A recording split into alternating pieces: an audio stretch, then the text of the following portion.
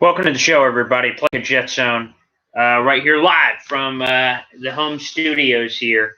Now, I'm going to be honest. We'll start this right off free for anybody who's joining in to drop in questions and comments in the YouTube live chat, which is either down here to the right. That's the app we'll be on throughout the show to recap Jets-Chiefs. Now, the Jets lose. That's not an overly surprising factoid. The Jets were 19.5-point underdogs in this game. That's not surprising. But all the things that were surprising. Now, I'm going to yell about some things here very quickly, and then there's going to be some things that we could try to discuss. Denzel Mims, man. Where was Denzel Mims? The side of milk cartons? Like, seriously. First half, where all of a sudden, we're like, wow, Denzel Mims, he looks like a guy. He looks like a usable piece. Phenomenal. Dink, dunk, boom. The 27-yard completion, acrobatic. Got his hands up, phenomenal. We're like, wow, Denzel Mims. Hey, folks, hold the phone here. We've got a receiver. Phenomenal, fantastic. And then they're like, you know what, guys? Passing the ball to Denzel Mims seems to be working. Let's try something else. There's no Brashad Perriman, no Jamison Crowder. There was no reason not to go to Denzel Mims, especially when it was working. Second half, nada, nothing, zilch, zero. I mean, come on, man. And who was calling plays? We were led to believe it was Dowell Logans who was calling plays. Then it was Adam Gase seemingly calling plays during the game. What the hell was going on? How do you not get Denzel Mims involved? And what a piece. What a player. Wow. Wow, Denzel Mims looked good. And they didn't throw it to him in the second half. Why? Why? And here's something else. We'll get back to Mims in a second. Chris Herndon. I apologize to everyone who's listening in and watching right now. My apology to you, your family, and your fantasy football team. I said, you know what? This Chris Herndon guy is going to be pretty special. This is a guy to watch out for. You want to know what you have to watch out for? Is disappointment, fumbles, drops, inconsistency. Oh, get him off the field. I don't even want him on the plane back to New York. See ya. You're fired. You're fired. Fired. It's over. It's done. Herndon sucks. God, he's terrible. Every time he gets a chance, let's just try to grease the wheels and see what happens. Fumblerooski. Like, good Lord. A guy that's so gosh darn talented, but just finds ways to fuck it up. I mean, come on. Fumbles, drops, inconsistencies. Like, there's no one else to throw the football to, not named Denzel Mims, right? Jamison Crowder, out. Brashad Perriman, out.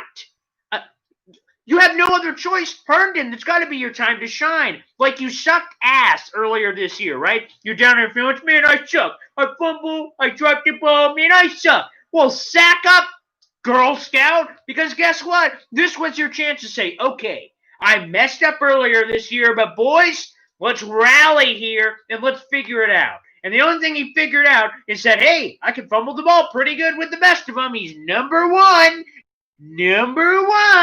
in fumbling the ball. And disappointing. I can only imagine how he is in the bedroom because he must be disappointing there too. It's just disappointment everywhere. This is a guy I believed in. A guy I had faith in. And he just lets me down. Just like this football team. They just let me down everywhere. It's a letdown on a weekly basis. You think maybe you're tantalized by the talent. You're tantalized by the opportunity. Again, there's no one else to throw the friggin' football to. But it's just disappointment after disappointment. See some comments here, Rick. Oh, that game was carnage. It sure was. It looked competitive at first. Once again, you're like, whoa, wait a second here. Now, the only difference between the Jets and Chiefs, and there are a lot of them, but the one I'm going to point at was field goal, field goal, field goal, field goal, touchdown, touchdown, touchdown, touchdown. Now, I was told there'd be no math on this show, but 333-7777. I don't know what's the bigger number. Maybe we should do a poll and figure it out. But that was the difference. Sergio Castillo, I didn't know was a building block of this team. Some random kicker they signed off their practice squad, but there you have it. So, kicking field goals was the difference initially.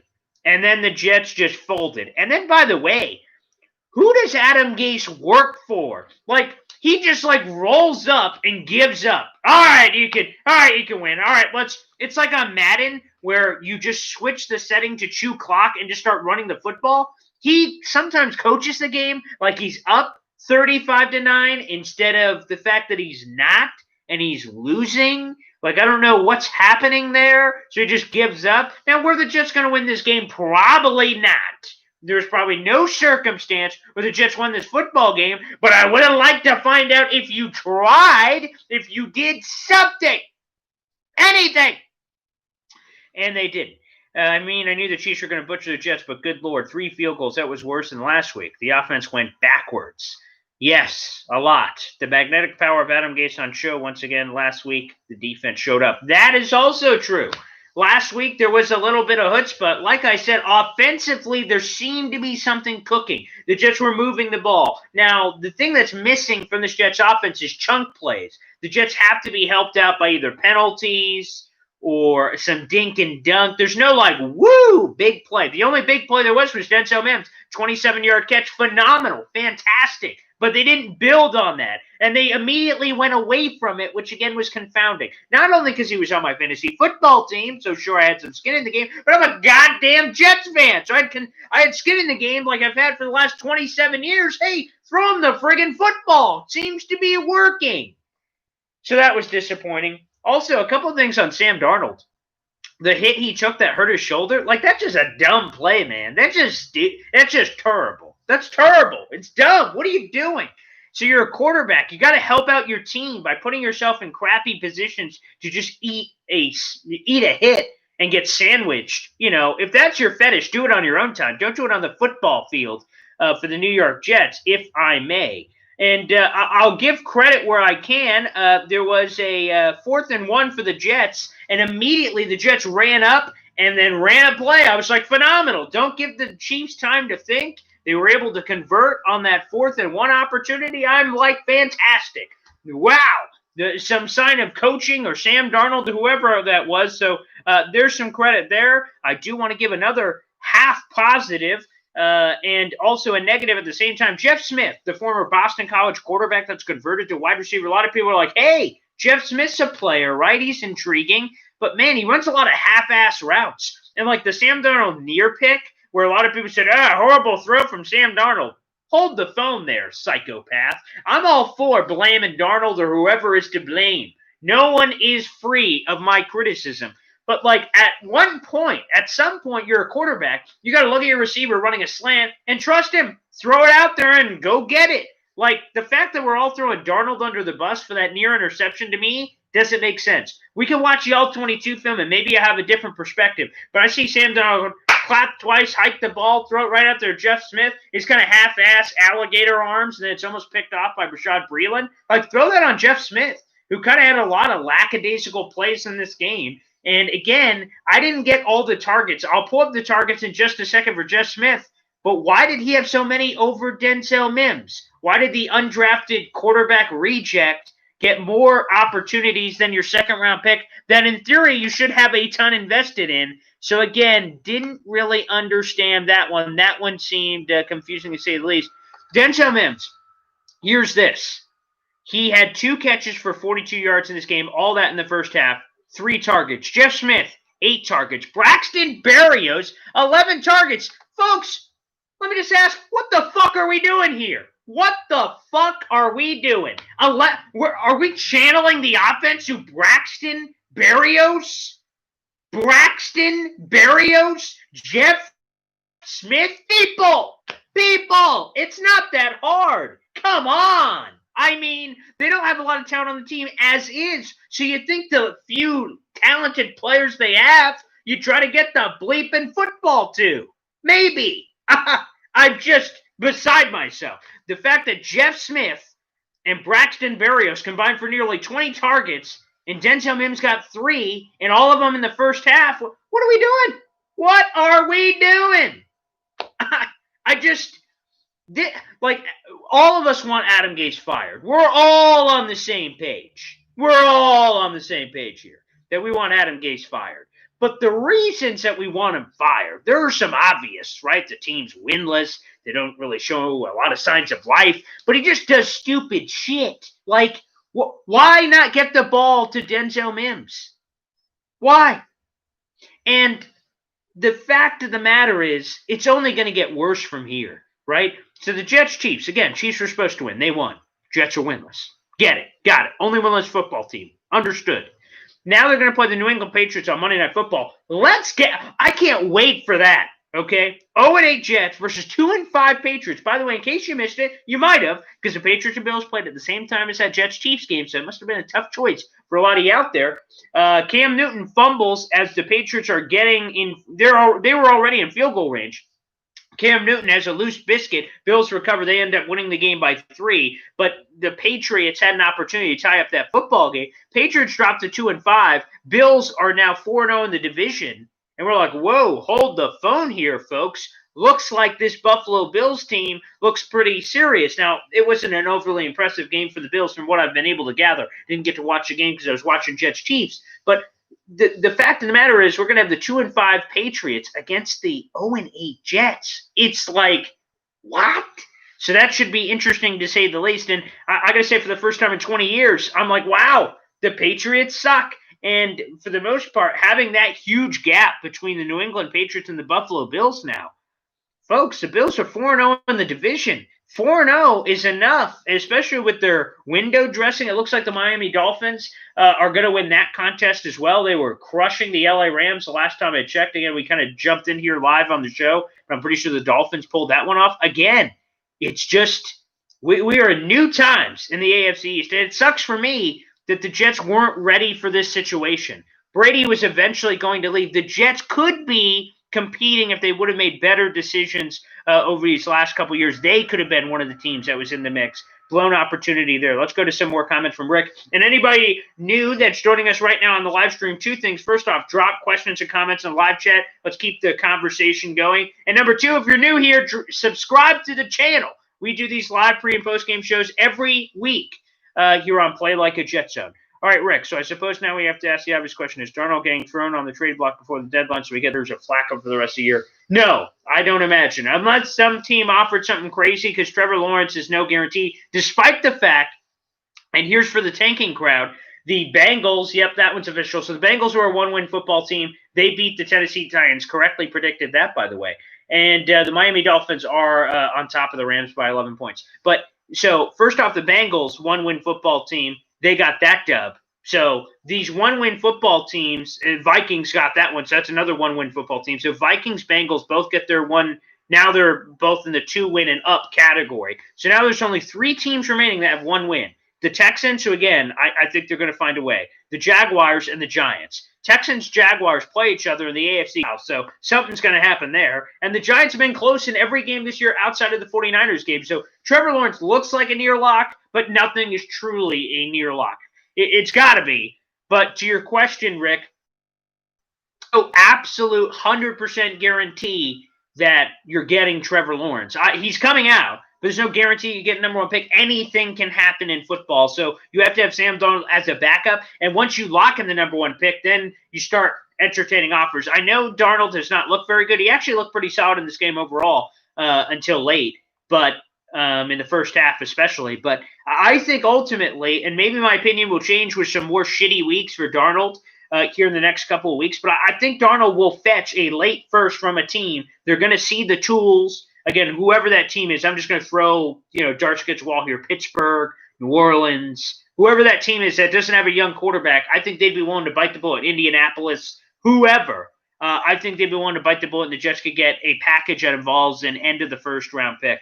I think that happens. So we will not see the wonders of Flacco, and we will have to keep an eye out for the Darnold injury. It looked like he hurt his shoulder in that sandwich in the middle of the field, so we could see Joe Flacco by virtue of that. Not necessarily due to trade. And, Rick, because if the ball was sent to Mims, there's a risk that they might win a game. Gase is racing towards 0-16 with no brakes on it. And that's hilarious, Rick. But I got to tell you, again, Gase is this again, if Gase delivers 0-16 and he's a coach the rest of the year, thank you, Gase. See you on the way out.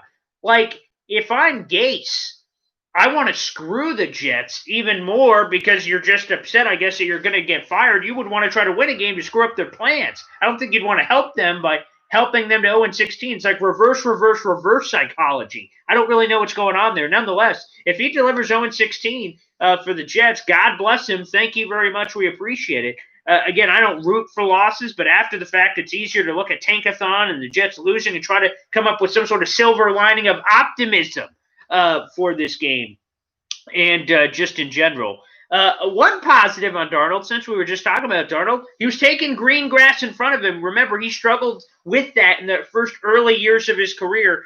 There'd be grass in front of him, but he'd always want to throw, so he'd just wait to a detriment, and he'd either get sacked, get hit, a turnover, trying to make too many things happen. So he didn't necessarily in the past take what was in front of him. I think that was a missing ingredient, missing piece to the puzzle. So there was that. Also, some more initiate gag reflex, the wide receiver screens. I don't know why we keep running them. It's almost like here's the patented, again, I wasn't sure if Adam Gase called that game or Darrell Logan's. Both of them were yelling into mics with play sheets in front of them.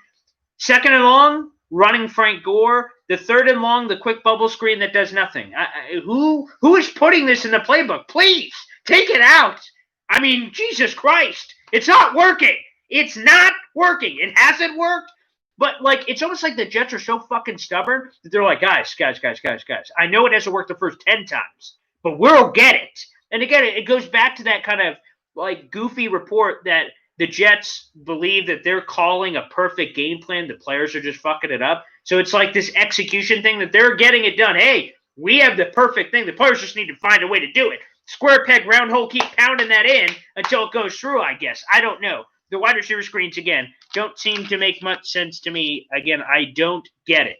I don't know if I've said this enough. Again, Chris Herndon is the biggest waste of I've ever had the misfortune of not meeting, and I hope I never meet him.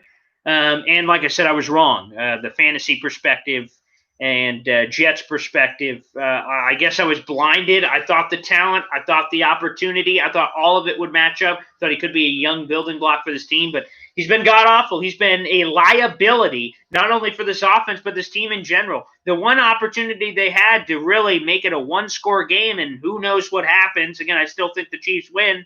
He fumbles the ball on a routine screen. Like he just he's not in it. His head is not in it. I don't know what's going on in his life that is, kind of causing him all this misfortune. But for me, get him off the field.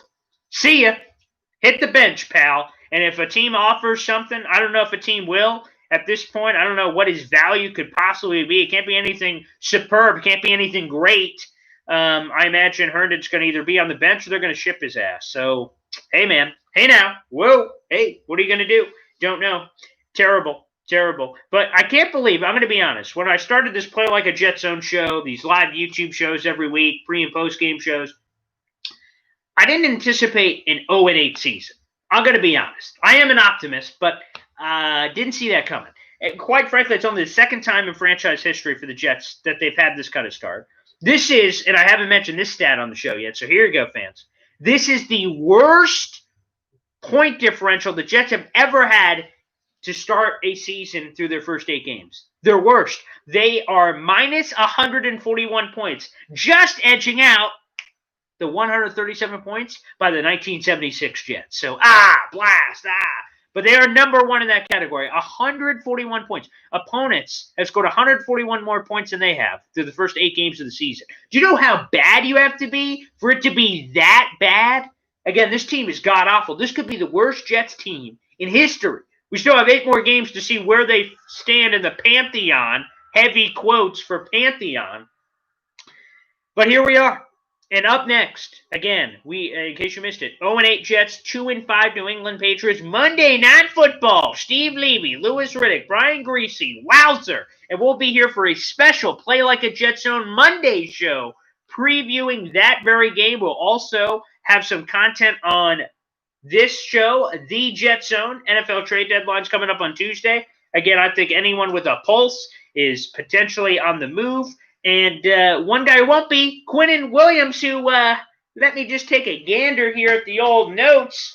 He was phenomenal against the run as a pass rusher. And if a guy has been more screwed, please let me know in the comments, because more screwed by, like, not getting sacks. He had a couple of sacks, but then did a stupid penalty didn't get the sack. He had Patrick Mahomes was slamming him down. I think Mahomes' knee was down. They didn't call it. That was another sack. Quinnen Williams has been a disruptive playmaker, a young player with the arrow pointing up. Why would you trade that guy? I mean, I know the Jets are inept. Obviously, us as fans can fully understand that. But moving Quinnen Williams never made sense with the rookie years he has left on his deal, the youngness of him, the arrow pointing up. All of these were reasons that Shark Tank style, you wouldn't be out on a player like Quinnen Williams. So that report never made any sense, and we'll see what happens ahead of the NFL trade deadline. Again, for everybody new that's joining us here on the stream, make sure you hit subscribe. Appreciate all the support. We're going to keep doing these shows, try to keep the optimism going, the craziness, the energy going, and we're here for you guys. So thank you so much, everybody. We will see you on Monday for Monday Night Football, New York Jets, New England Patriots. That should be something. See ya.